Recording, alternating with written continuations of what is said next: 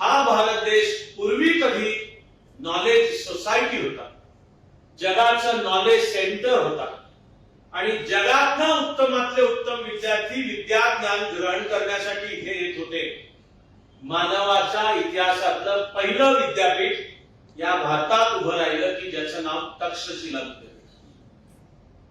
हा तक्ष म्हणजे सुद्धा प्रभू श्रीरामाचा भाऊ, भरताचा पुत्र तक्ष. तक्षाने तिथे स्थापन करून विद्यापीठ स्थापन केलं. मी माझ्या कार्याला नीट विचार करून ज्याचं नाव घेतलं चाणक्य, त्याचं सर्व शिक्षण त्या तक्षशिला विद्यापीठात. आज बोलणं चालू करताना सूत्राबद्दल बोलताना ज्या महर्षी पाणिनीचा मी उल्लेख केला, महर्षी पाणिनी तक्षशिलेचे. आपल्या दुर्दैवाने आज तक्षशिला पाकिस्तानात आहे. ओके, पण काल नव्हतं, उद्या पण असणार नाही. भारत आहे, भारत होता, भारत असणार. पण आज स्वप्न पाहायला पाहिजे की पुन्हा असं उभं करण्याचं.